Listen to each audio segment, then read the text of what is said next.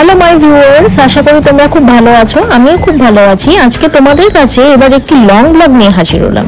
এবারের হোলির ছুটিতে পরিবারের সাথে গিয়েছিলাম কালিম্পং জেলার একটি অব্বিট গ্রামে। আর সেখানে গিয়ে কোথায় ছিলাম, কোন কোন জায়গা সাইট সিইং করেছি তার পুরোটাই তুলে ধরেছি আমার এই ব্লগের মাধ্যমে। আশা করি তোমাদের ভালো লাগবে। Hello everyone, good morning. এখন বাজে ভোর 4:30। আমরা চলে এসেছি আলিপুরদুয়ার জাংশন স্টেশনে। আর হ্যাপি হোলি, কারণ আজকে হোলি, আজকে সকালবেলা। তো শনি রবি হয়েছে দেখে আমরা ফ্যামিলি মিলে সবাই যাচ্ছি ঘুরতে। তো স্টেশনে পৌঁছে টিকিট কেটে আমরা চলে গেলাম আমাদের ট্রেনের দিকে। আমরা যাচ্ছি এখন 2 নম্বর প্ল্যাটফর্মে, কারণ ট্রেন ওখানে দাঁড়িয়ে আছে। ও আরেকটা কথা, আমাদের ট্রেনের নাম হচ্ছে ইন্টারসিটি এক্সপ্রেস, যেটা কিনা 5:15টায় ছাড়ে। তো সেটাতে করেই আমরা যাব। তো ট্রেনে বসা মাত্রই ভোর 5:15-তে একদম নির্ধারিত সময়ে আমাদের ট্রেন ছেড়ে দিল আলিপুরদুয়ার জাংশন থেকে। টানা 3.5 ঘন্টার মতো ট্রেন জার্নি শেষ করে সকাল 9:15 নাগাদ আমরা নেমে পড়লাম নিউ মাল জাংশনে। আর হোমস্টে থেকে অলরেডি আমাদের গাড়ি পাঠিয়ে দিয়েছিল, সেই গাড়িতেই সমস্ত লাগেজ উঠিয়ে আমরাও বসে পড়লাম। আর গাড়ি ভাড়া বাবদ আমাদের পে করতে হয়েছিল 2200 টাকা। চারপাশের পরিবেশকে উপভোগ করতে করতে বনভূমি ও চা বাগানে ঘেরা আঁকা বাঁকা পথ পেরিয়ে ক্রমশ আমরা পাহাড়ের রাস্তায় উঠতে লাগলাম।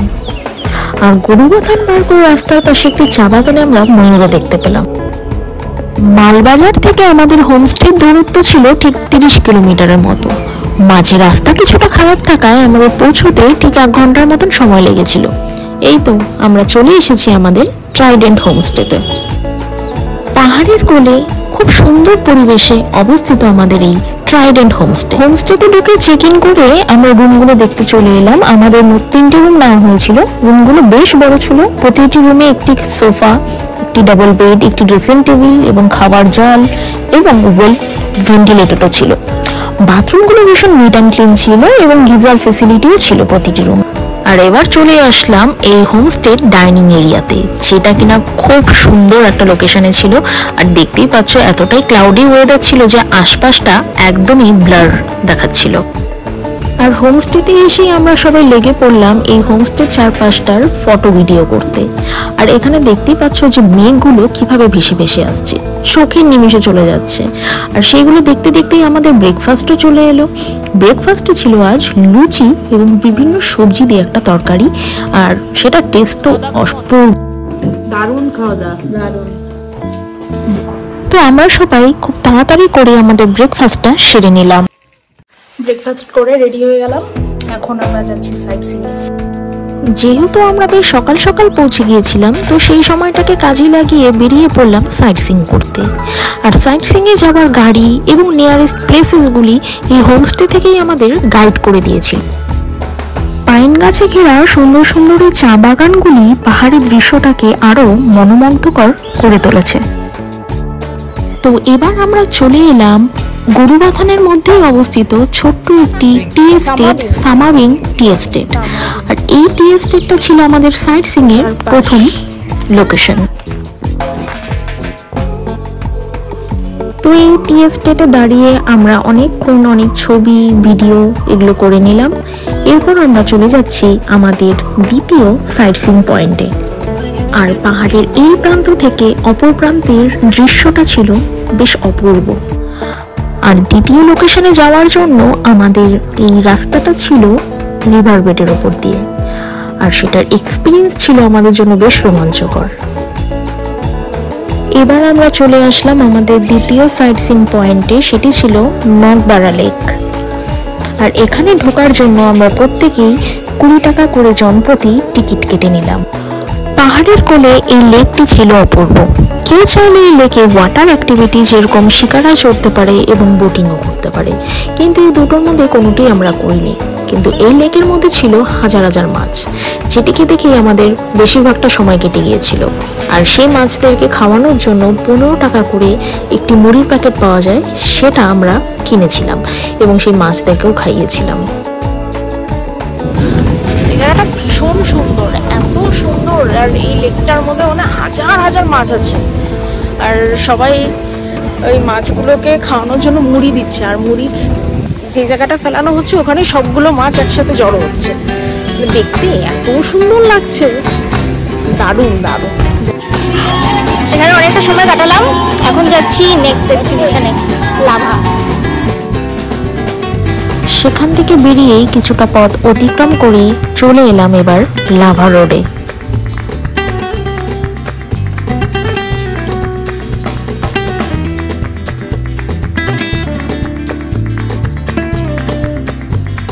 চলে আসছি আমরা লাভা ভিউ পয়েন্টে। আর লাভা ভিউ পয়েন্টে আমরা প্রচুর ট্যুরিস্ট এবং প্রচুর রাইডারও দেখতে পেলাম, যারা কিনা এই ভিউ পয়েন্টে এসে তাদের স্মরণীয় ছবিটা তুলে যায়। লাভার এই পাইন ফরেস্টে ঢোকার জন্য আমরা জনপ্রতি 20 টাকা করে এখানেও টিকিট কেটেছিলাম।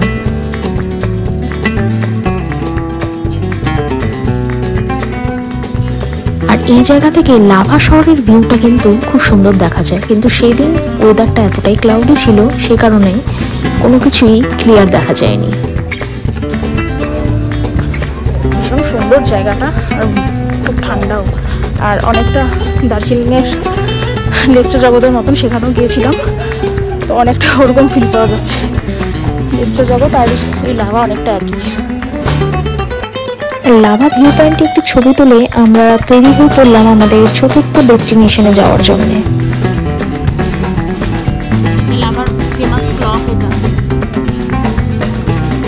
লাভা ভিউ পয়েন্ট থেকে এই মনাস্ট্রি পর্যন্ত পৌঁছাতে আমাদের 10 মিনিটের মতন সময় লেগেছিল। আর ভোর 5:30 থেকে বিকেল 5:30 পর্যন্ত এই মনাস্ট্রিতে ঢোকার সময়সীমা থাকে। বেশ অনেকখানি এলাকা জুড়ে এই মনাস্ট্রি অবস্থিত।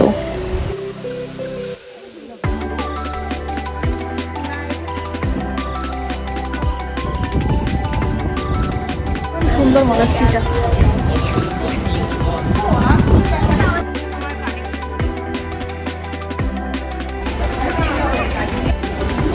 আর এখান থেকে লাভা শহরটা ভীষণ সুন্দর লাগছে দেখতে, ভীষণ সুন্দর। রাত্রিবেলা হয়তো আরো অবশ্যই সুন্দর লাগবে, কিন্তু এই সময়ও ভীষণ সুন্দর লাগছে দেখতে। আমরা যখন মনাস্ট্রির ভেতরে ঢুকছিলাম তখন ছিল রৌদ্র, আর এখন দেখো কিভাবে মেঘগুলো ভেসে ভেসে চলে আসছে। আর এখন আমি আর পিছনে যাচ্ছি উপরের বেসমেন্টটাতে, তো গিয়ে দেখি সেখানে কি কি আছে। আর এখানেও আছে অনেক বড় একটা বেসমেন্ট আর অনেক কটা মনাস্ট্রি। আর এগুলো দেখে আমরা চলে আসলাম আমাদের গাড়িটা যেখানে পার্কিং আছে সেখানে। এবার আমরা হোমস্টেতে ফিরবার আগে লাভার সেই ভাইরাল যে রাস্তাটি রয়েছে পাইন গাছে ঘেরা, সেই রাস্তাটি দিয়ে এবার আমরা যাব। চলে এলাম সেই বহু প্রতীক্ষিত সেই রাস্তা লাভা রোডে। এখানে এসে অনেক ফটো অনেক ভিডিও করে নিলাম। এবার এখান থেকে আমরা হোমস্টের পথে রওনা দেব। রুমে এসে ফ্রেশ ট্রেশ হলাম, এখন আমরা লাঞ্চ করতে যাচ্ছি। চলো গিয়ে দেখাচ্ছি আজকে লাঞ্চে আমাদের কি কি আছে। তো আজকের লাঞ্চে আমাদের ছিল ভাত, ডাল, স্যালাড, 2 রকমের সবজি, ঝিঙা পোস্ত, ডিমের কারি, তার সাথে চাটনি, অনেক অনেক অনেক আইটেম। আর প্রতিটা রান্নাই ভীষণ ভালো ছিল, ভীষণ ভালো। আর তোমরা দেখতেই পাচ্ছ যে কত সুন্দর পরিবেশনও করে দিয়েছে আমাদের। আর ইনি ছিলেন হোমস্টের ছোট্ট পাহারাদার। আর এসে দেখলাম আমাদের হোমস্টের চারপাশে বিভিন্ন ধরনের অর্গানিক গার্ডেনও করেছে। এখানে বাঁধাকপি এবং বিভিন্ন ধরনের পাহাড়ি যেসব শাকগুলো পাওয়া যায় সেগুলো এখানে তারা তৈরি করেছে। রুমে গিয়ে অনেকক্ষণ ঘুমানোর পর চলে এলো আমাদের ইভিনিং স্ন্যাক্স। আর স্ন্যাক্সে ছিল পেঁয়াজি এবং তার সাথে দার্জিলিং। মার্চ মাসেও এই জায়গাতে শীতের প্রকোপ কিন্তু বেশ ভালোই রয়েছে। রাত্রেবেলা যখন হোমস্টে থেকে বাইরে বেরোলাম বেশ ঠান্ডা ঠান্ডাই লাগছিল। আর এই হোমস্টেটা এমন জায়গায় অবস্থিত, তার আশেপাশে অন্য কোনো হোমস্টে নেই, বেশি লোকজনের আওয়াজ নেই এবং চারপাশটা এতটা নিরিবিলি, ভীষণ ভালো লাগে এখানে একান্তে কিছুটা সময় কাটাতে। আর এখানে এসে দেখলাম বনফায়ারেরও ব্যবস্থা হয়ে গেছে। তো আমরাও চলে এলাম এখানে আগুন তাপানোর জন্য। এখানে বনফায়ার এবং তন্দুরি চিকেন এই এক্সট্রা জিনিসগুলো করার জন্য কিন্তু এক্সট্রা করে পেমেন্ট করতে হয়। তো আমরা সন্ধ্যাটা বেশ জমিয়েই কাটালাম, এখানে গল্প আড্ডা সবকিছু করছিলাম আমরা শান্তি বসে, এবং ভীষণই মজা হচ্ছিল। যাচ্ছি খাওয়া দাওয়া করতে। তো আমরা ছাড়াও এই হোমস্টেতে আরো অনেক গেস্ট এসেছিল, তারাও বসে পড়েছিল খাওয়া দাওয়া করতে এবং আমরাও চলে এলাম খাওয়া দাওয়া করতে। আর সেদিন পূর্ণিমা ছিল, তো পূর্ণিমার চাঁদটা অপূর্ব লাগছিল দেখতে।